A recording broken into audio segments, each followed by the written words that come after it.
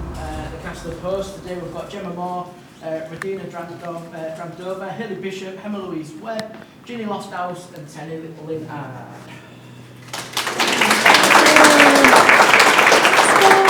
Thank you guys for coming along today. Thank you for coming up here and being a part of the Horror Festival. Before we start, can anyone remember the name of can anyone remember the phrase that had to be spoken by the psychic that made you take a shot? Oh, come on. Oh yeah, it was one of my lines. Astral plane? 10 points to Gryffindor. Great stuff. Right, now we've got that bit out of the way. So the premise of the movie is basically using technology to hold a seance via Zoom during lockdown, and it goes a little bit wrong. Can you guys share any stories that you've had, any horror stories of digital media, Zoom, Teams, Skype, that kind of thing? Have you ever had any run-ins with technology during COVID, when we were all on lockdown anyway? Pretty much everyone communicated via online communication methods, and I do know some. There was a guy who turned up as a judge, but he put a filter on, he looked like a cat. Yeah. There was one recently who went to a business meeting, but his face was a potato. Potato. So have you ever had anything like that happen to you guys? It was absolutely boiling. I woke up and I'm sat drinking, and my mate's like, "You're drinking your holy water." I never felt any different. I didn't wake up the next day feeling elevated. Yeah. Like half a bottle. Well, you weren't haunted, probably. There you go. I mean, when I did the practice, well, what do we call it, a practice one? Well, when we did the original Zoom seance, a book fell off my shelf. So the behind the scenes, if anyone see it, is me actually bawling my eyes out and too embarrassed. Everyone thought I was joking, but I was too embarrassed to sit back down because I've just cried my eyes out on a Zoom call doing a seance with my friends. So I 100% do, and I've had weird encounters. So like, I used to live in the countryside of this old mill house, and some really strange stuff would go down there. Like, my dog would come upstairs and all the the things on the back of her neck are all up. And doors would be like open and closed when it would only be me in the house, and there would be like stuff shifting. So I do feel I don't want it in my life, and I respect it from afar. So I'm a bit like you, better safe than sorry. You can do what you want. I'll sit over here, even though this is my house. I'd say I definitely do, but I think I like the idea of like ghosts and spirits being more friendly than evil. Yeah. Just from people passing away in your life, or just the fun of it. That I've had a few. I went to college in San Diego, and I know friends of mine had a house that had a poltergeist in it, and the stories they had about what was going on in this house that was famously known from anybody that ever lived there to have weird things happen. You're like, they're not making this up. There's something is off here. It's, nobody's making the shoes stand on the toes in the backyard for a joke. So yeah, I definitely do.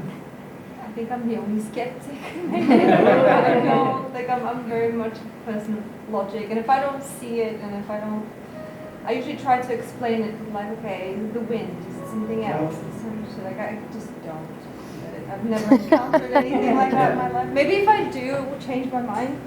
But I remember while we were doing the seance, I think the first one, the American lady, she was like, well, if you're more open, that's when spirits tend to come to you. I was like, well, that's very convenient, isn't it?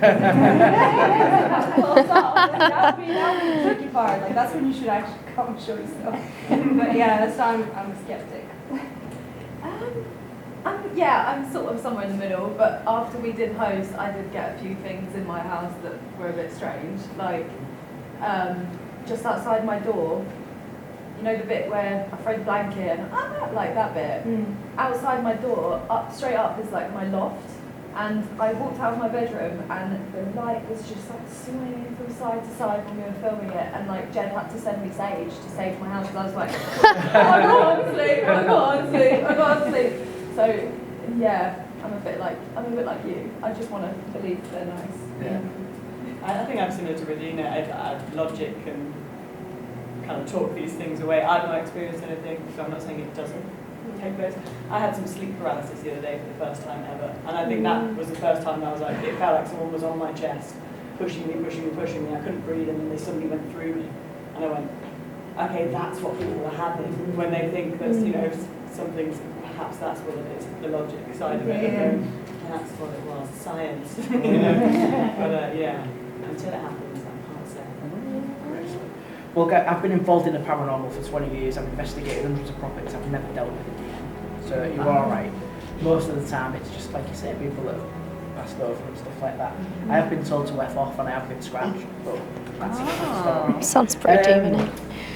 So you talked about the aftermath, about the saging and stuff like that. Did you guys feel that you'd unleashed something, or because I mean, technically after the movie, that demon is still out there. We've not resolved it. It's opened up for potentially a sequel. So do you think maybe you've unleashed something, or?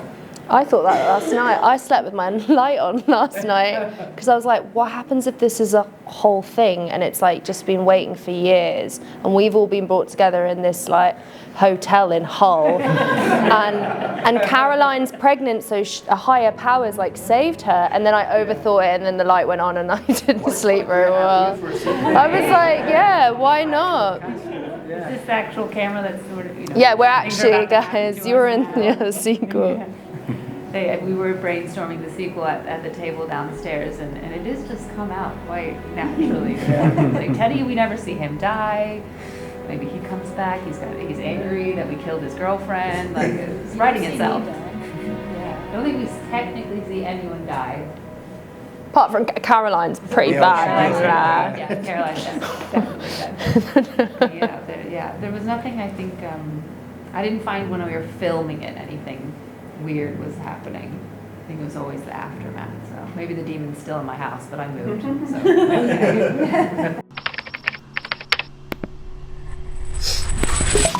Hey! Hi guys. Hey guys! Rena!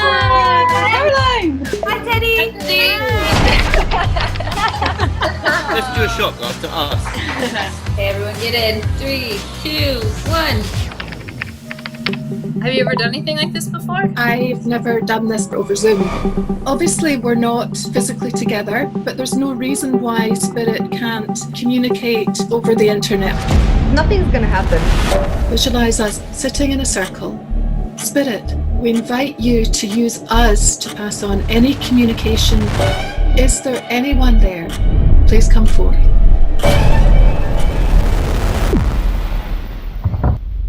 What was that? Amy, was that you? I heard it. I heard something. I think there's something here. Do you see that? Oh, Emma, that's funny. I heard something. We've connected with something. We gotta keep going. We gotta talk to it. This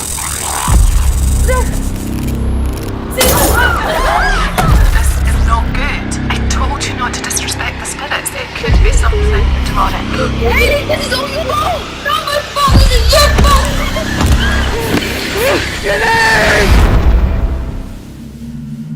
Emma, turn the filters off. Come on.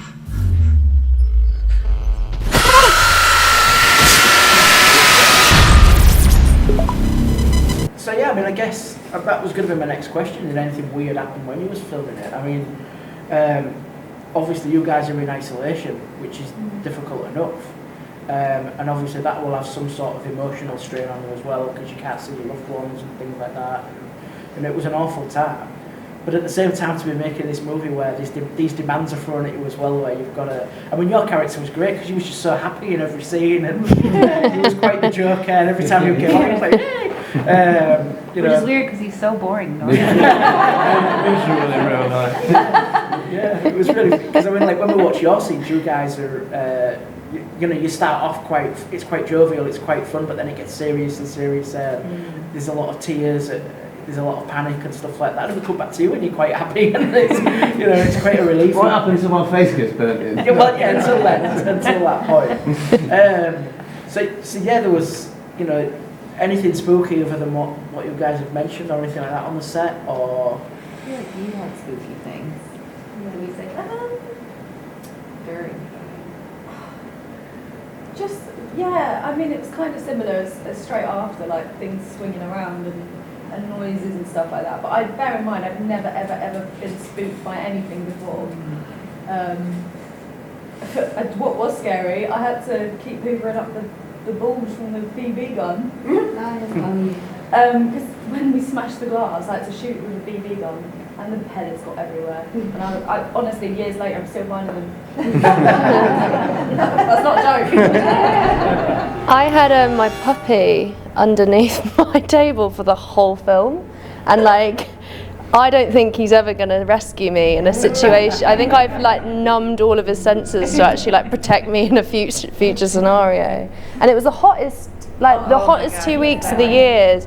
And like, any of my neighbours probably thought I was like a crackhead because I had just like tin foil all on the inside of the windows for 2 weeks, and I'd put up a sign that was flipped around so it would say, please don't call the police, I'm okay, I'm just filming a horror film. And then I'd turn it around when I stopped filming saying, if I scream from now, please call the police, I've stopped filming the horror film. So yeah, there's nothing scary, but there was like little things that we were all doing in our own little places that we had to accommodate for like all the filming of what was going on. And like we had, Kieran, who was who helped with like all the cinematography and like framing of everything, who is your partner, who was like pulling Hayley through like the door on just like ropes and stuff. And Hayley had these bruises down her side that were massive. Like we all threw ourselves in. I mean, you're just on. Who put you out? Yeah. Oh yeah. Yeah. And also, you had to go and do the filming in the barn and the forest, right? I would have hated that. Yeah. Blech. Yeah. That was a bit creepy. But it was for as harrowing as it is for the characters. Like it was so much fun. Do you know what I mean? Like because, like you say, it was in a very precarious time. And so the chance to just create something with like a group of other actors was that far outweighed any of the spooky stuff for me. Like it was great. Yeah, it really was. Very similar to that. I was just excited to work on something with my friends and to just get creative and just do something. All the limitations as well. Yeah, we did that for 3 weeks, right? It was like a total of 3 weeks. 2? Was it 2.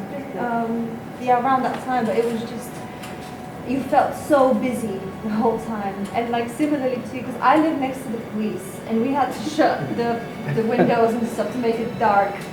And on top of that, I had to try and, you know how there's like a smoke coming out of my oven at some point? And I had to test them. Like, where am I gonna test them? So I had to go across to the park next to the police, testing these bombs with smoke. It's okay, we're just testing some stuff, we're all good, it's all fine. But yeah, it was just very exciting for all of us to be together. And we did all the press from the same chairs that we filmed the film from. So like we never went anywhere, like or like the award. It was just like I was so fed up of that setup by the end of it. Like everyone was like it was just we did everything in the same seats. Like we'd be like on another press call. Like it was. I've been really fun, but also by the end of it we were like I'm so tired. Yeah, I need a new chair. I need a new room. Reset everything up. So when you guys were filming, obviously you never had the director on set. How did you work with that? Was he sending you messages or telling you what was going to come up in the next scene and stuff like that? And so we had like meetings with him individually, and we would do like set number 1, set number 2, and he would ask us to switch different lights, for example. So he would be like, okay, memorize these ones, that's set number 1. Then set number 2, and like throughout the script we'll be like, oh now Regina switch to set number 2. So before we start filming we would change, like whatever. And then we had like bullet points, I think, of the script. We need to get from point A to point B to point C. Yeah. But how we got there was mostly improvised by us. And it was funny because we did so many takes of everything, and at the end when we actually watched the film we had no idea which take he was going to use, so we didn't know what jokes were in, what conversations were in. But yeah, and it was all through Zoom. We never actually physically met with Rob throughout the whole filming process. It was kind of interesting to actually get to use Zoom instead of a normal set experience, because it meant that Rob and Doug, the producer, were always on Zoom with us, and they would just black out their screen, so they could we kind of utilized all the tools in Zoom. So Rob would be texting us on the chat function, either, you know, privately to each of us while we're mid-take, and it would pop up to be like, oh, say this, or like, you know, press Gemma more, make her more agitated, or what, you know, he'd direct us mid-take. And then he'd say cut, and then we'd have the discussion with him, and then we'd go straight into another one, because there wasn't, you know, normally on a film shoot, I don't know if anyone's been on one, but, you know, you've got to kind of reset everything, okay, and they've tweaked the lights here, and you've got a crew of 80 people that all need to do their thing before you can go into the next take, versus it was just like, right, a couple of bits of notes, next, another, and so we would do like 25, 30 takes a day, over and over and over again, and like Regina said, it's like we didn't know what was going to actually make the edit in the end, and luckily we have an amazing editor who came in and took our nonsense and made the film, but it was great having Rob on Zoom with us to just actually direct like that. Another thing that he did as well, if we had like a solo bit, he'd be like with me, and he'd be like, okay, we're going to go now to Teddy, and they'd just jump on a different Zoom link, and they'd be like, you'd be set up, and then they'd be like at the next scene to film it straight away. Cool. Yeah. It's like a brand new way of filmmaking without, you know, all the bells and whistles usually associated. There was some great setups in the movie. The loft sequence with the legs, I mean, that was pretty freaky. Over your shoulder, that doorway. I mean, I'm one of them who always looks off camera at things that are going on in the background. Couldn't take my eyes off that doorway. Never saw anything in there, but that doorway was proper freaking me out. Your barn. I mean, the barn and the swimming pool in the forest. That swimming pool, having seen Paranormal Activity and all, you know, the activity that goes on around the swimming pool, having grown up watching Poltergeist and seeing what happened in their swimming pool, your swimming pool freaked me out. But the barn and the forest. But I must say, the one where, like I say, I watched it with my two grown-up kids, the one that really freaked them out was your duvet. Because it was so claustrophobic. Because you've got sort of this duvet and you're thinking, what the hell is outside that duvet? And it was the psychological side of it, of not, because we're concentrating on you, but then we're thinking, what is outside that duvet? I mean, that was pretty freaky. And then as well, when, I mean, have you guys seen it? Have you all guys? Yeah. So when the demon shows up, we can't see the demon. So there was some really cool bits there as well, with the footsteps, with the duvet thrown over the demon, with the mask that just appears in the room. That was pretty freaky. There's been instances where people have claimed that's happened in real life on calls like that. So that was a pretty cool stuff. Tesla cars, right? Tesla car. There's all these videos of Tesla cars, and they go into a graveyard and they can see. Go to the graveyard. Yeah, definitely. There was actually a case many years ago in the paranormal world about a group of people that came together, and they were parapsychologists who were all skeptics, and their idea was to make a demon and summon this fictional demon, and they created a backstory, and it actually worked. They actually created, so when they did seances, this demon would turn up and communicate with them and stuff like that. It's a well-known test case. So when I watched the film, I instantly thought of that case where you guys, come on, you're not expecting anything, but then something does happen. And I think that's the wonderful part of it. You're not saying, right, we're going to summon this, you know, because initially we think maybe it might be a loved one or something like that. But when it does show up, when the shit hits the fan. Wait, there's a demon just roaming these people just... No, I think they got rid of it afterwards. Okay. Yeah, I'm not quite sure what happened there. Someone's Which country? What is it going there? Yeah. On fire somewhere. Oh my god, okay, yeah. Yeah, I'm not quite sure what happened at the end. But yeah, they summoned this. I mean, it was back in the 70s, so it was a crazy time. There was a lot of experimental stuff going on. So, oh yeah, all the kind of on a weekend. government stuff. Summon a demon. They didn't have Facebook. So, when it all first started, how did the process start? I mean, did Rob get in touch and say, right, this is the idea now, we're going to make this movie? Or, like you said, was it more, did it just kind of grow and you guys think, you know, this is it, we're going to do this together?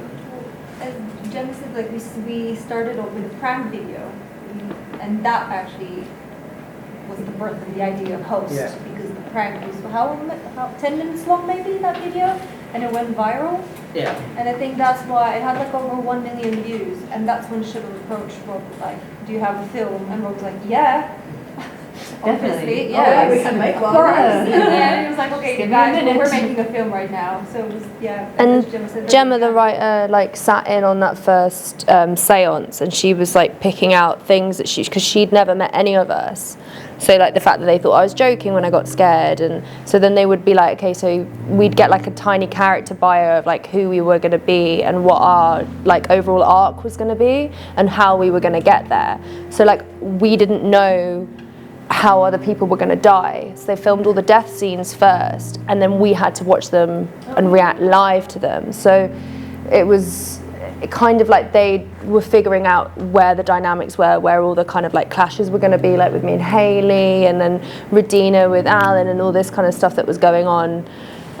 So that's the story, like how the story was built was through all of kind of like them behind the scenes talking and being like, oh, what if we make so and so a dickhead, and what if we, you know, make whatever, me clearly the dickhead, and then what if we make Teddy the Joker, and then like, you know, as Regina was saying, it was all improv. So when we were on set, like Teddy, Rob would go, okay, what have you got in front of you? And Teddy would be like, this, oh, I've got my vape. So like it was all really in the moment, because we had so many limitations, it made it so creative. Like if you're given all the money in the world, you could just do anything, but we were given nothing basically in terms of like within those little boxes. So we just go, okay, so what can we do within this tiny space, within the what we have in our home? Like we all did walkthroughs of our house.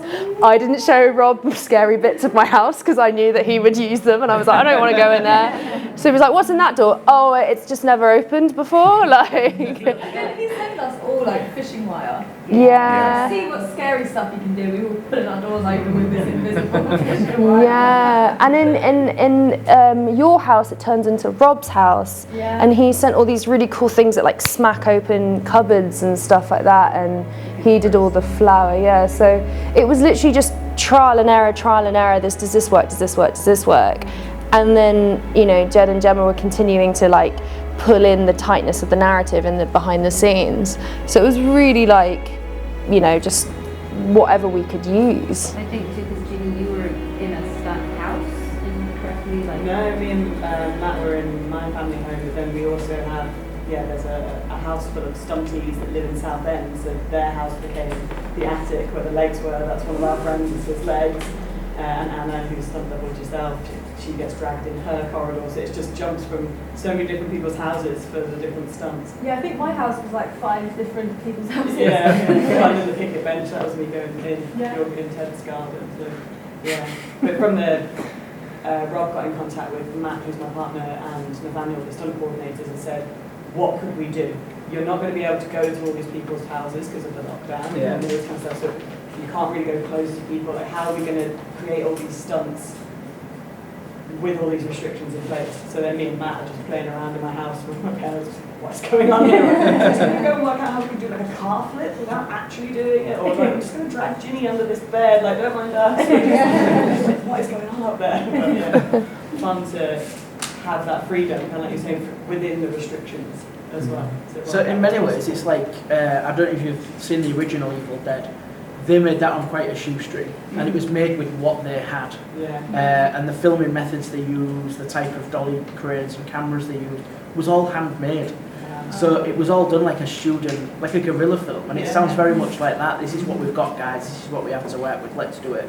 And you've pulled it off. You've created a fantastic horror film that really is, you know, it's quite creepy. There's so many amazing standout scenes. Some cracking dialogue. I like it best when you're all taking the piss out of each other and stuff like that. Have you ever participated in an actual seance, in a real seance or anything? Real life, like Real life, in like as if we were to do one now. Imagine. Nope. Was that a candle? Yeah. No. No, I think I did when I was younger. I loved to play with the Ouija board as a teenager and dabble, but not since actually doing the seance we did pre-post seance. No, I don't want to. Too scared. So, I mean, one of the things I loved about the movie is that it never really gave us a lot of information about the demon. Sometimes when you watch horror movies, there's so much exposition and there's so much talking about who they are. They set up this convoluted dialogue about the backstory and stuff. We got none of that. So it's just left up to us and our imagination when we finish watching it. And I think that works really, really well. Was you guys told anything about the demon when you were filming, about who it was going to be, what they were going to do, or anything like that? or was it just like an impromptu sort of thing? Not that I can remember. I don't think so. I kind of feel like there was maybe discussion in the very beginning when they were trying to figure out, like, you know, I have to take those pictures in my house of the demon in the back, and like maybe I feel like Rob and I had or we all had a discussion with Rob about like giving him a backstory. Wasn't it Jack? Yes. Yes. Yeah, Jack. Yeah. So there was something. Yeah. It was my story that I came up with. All right. Yeah. And then we were like, it's Jack. Yeah. There was just no like law or anything. Yeah. So that does sound like the experiment in the 70s. Then you created this thought. The column. Well, they created a mask for something else to come through. Yeah. So like my false Jack was a mask for then this demon to like step into it, whatever this force was trying to leave, like its own plane, astral plane. So, very good on brand. So what's got in store for the future for you guys? I mean, are you planning anything else along these sort of lines? Are you looking at different types of movies, different types of genres? I mean, what are your plans for the future? The immediate future, I'm actually doing a horror film next month where I'm playing a Sumerian god of the underworld, naturally. And then there's some more action stuff coming up next year, so it's varied. But this was the Host was like my first film in the horror world, and I really liked it. I had a great time. I think obviously what you're seeing on screen is terrifying, but behind all that, I had such a blast making it. You could tell watching your character was such a such a nice character. So it was like the in the bits of darkness. It was like the light in those bits of darkness before you got set on fire. Literally the light. So I'm next year going into film season 2 of Red Eye on ITV, and then I'm writing a chick flick comedy horror. There's a lot of chick flick and horror crossovers that people might not know about. And then also I do like comedy, so writing comedy for the BBC for their new like gag stuff that they've got coming on. So sort of like delving in and out of comedy and horror also are very similar in that, you know, you set the rules and then you break them. So yeah, that's kind of me next year, filming for like a few months and stuff. So Host was kind of my intro as a first horror film that I've been in, and I think it did inspire then me to write a few horror comedies as well. And so I have a feature that if casting goes well will be in production next year for me to direct and star in and then be in. That's horror comedy as well. And on a separate note, as I produce as well, so I actually just produced Rob's next short film. Teddy is in it as well. He does some great stunts in that. So that will be coming out hopefully beginning of next year. So we just got that. And it was very intense, horror western, so you can imagine a lot of moving parts. We're also working with Jed Shepard on a video game called Ghosts. And we filmed quite a bit of that, and there's like a little bit left to film. I'm not sure when that's coming out, so I don't want to give like promises or anything, but hopefully when we get it done. The game was at the PAX Games Convention, I think, in America, and it did pretty well, like it was well received. So that was something that we're working on. Apart from that, I'm also looking at different areas. Like I'm studying intimacy coordinating at the moment because I find that fascinating. So that's where I'm headed as well. Yeah, obviously the game that we're all doing. I think I've just been sent a script for something next year, which is also horror. So maybe March next year we're doing that. But other than that, music. That's sort of what I'm up to now. Nothing horror related, unfortunately, because it was a lot of fun. But I work in a lot of video games, so I'm on a couple of games that I can't say what they are, but I'm working on those at the moment. Quite a varied, quite a lot of different stuff going out in the future. Guys, anyone in the audience have any questions? If you guys, if someone paid you $1 billion to stay in a haunted house for a week, would you do it? A million or a billion? A million or a billion? A billion. Yeah, I'll do it for that. I do it for that. Yeah, 100%. How haunted? Like, The most haunted house in all the world. am I gonna die or get maimed a little bit, or like am I losing an eye or a tooth? Yeah, is it like McCamey's Manor or whatever it's called? I don't pay for therapy, don't worry. I'm a billionaire now, I can buy anything. 100%. Probably do it for less. We can play that game. A couple of grand. I'll do it right now. Any other questions? Any more questions? Yep. Yeah, two. Did anyone delete Zoom after filming? What is your favourite film if it's not horror? What would your go-to kind of comfort film? Ooh, okay. I mean, for me, I don't know why I can watch it over and over again. It's a Disney film, Remember the Titans with Denzel Washington. Classic. I just find that, yeah, whatever time of day I can put that on, that would be mine. I love fantasy. It's the reason why I got into acting. So Lord of the Rings, I think. I mean, The Hobbit is, I read it every holiday as a starter warm-up book for whatever other book I'm going to read. So yeah. I think because it's October right now, Practical Magic is just like always springs to mind, and I can watch that any time of day. Lavender in your front garden, yeah, salt over midnight your margaritas, shoulder. let's go. I'm I'm a massive Lord of the Rings fan, so I do it every Christmas. I don't like Christmas movies. Instead, I just watch Lord of the Rings. That's my Christmas tradition. Yeah, I've never seen it.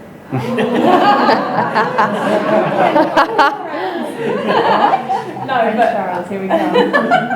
my like comfort movie is Bridget Jones. That's a good one, that one. And I didn't delete him, but I might do now. I used it for a while now. What's my favourite? Maybe My Neighbour Totoro. Big fan. Yeah.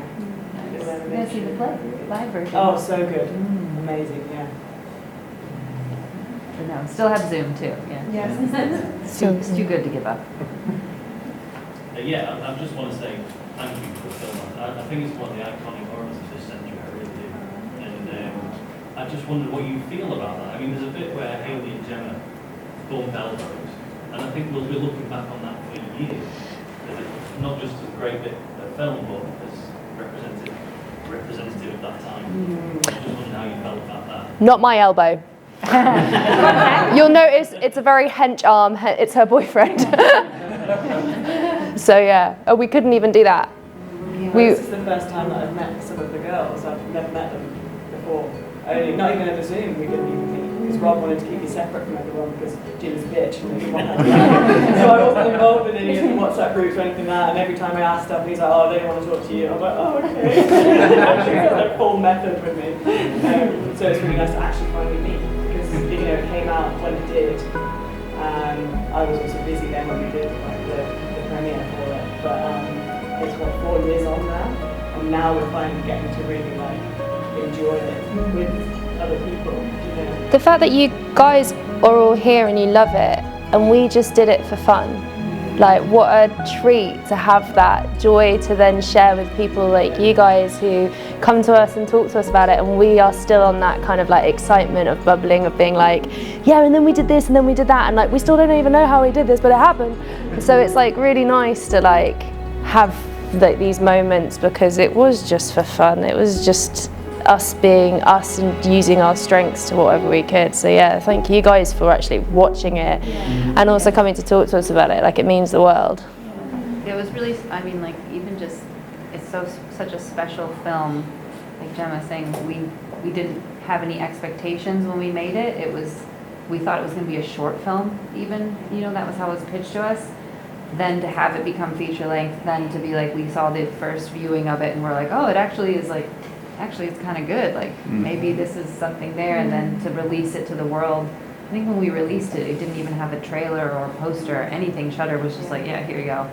And then it took off, and to have like so many of you come up to us with like your stories about it or when you first watched it, and like it's so exciting for us to hear from people and know that people actually want to watch it, because it's, as an actor, you want to do as much work as you can, but like the biggest dream is that people actually like what you've done, because you can make some stinkers, and to have this still have a life 4 years on, and like hopefully people keep discovering it. Some people are like, oh, I saw it yesterday, I saw it 2 weeks ago. It's like that's amazing. We couldn't have asked for anything better. And like you said with the elbows, it's like a time capsule, isn't it? It's like straight from that first lockdown when we made it. And now you look back and you're like, oh my God, we all went through that. Like, I remember that. And it's weird because I've got like COVID memory where I don't really remember it. Yeah. But then I watch Host, I'm like, oh, it was real. I got pulled over by the police after we filmed the pool gag, the stunt. I was pulled over by the police on my way home because it was like, 2 in the morning, 3 in the morning, and I'm there with this towel wrapped around me just looking awful.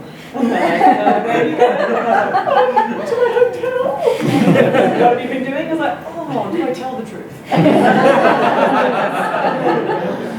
I was fine, they let me go. But yeah, it's like, is this essential work? Turns out yes. So, any more questions? Yep. Well, from me, I think I can speak for everybody here. So you guys know how passionate I was about the film when I interacted with you guys. So I just wanted to say from the bottom of my heart, thank you ever so much for this movie. Thank you for your time, thank you for your dedication, and thank you for bringing us something special that I know we all are going to cherish for many years to come. So thank you very much. Thank you.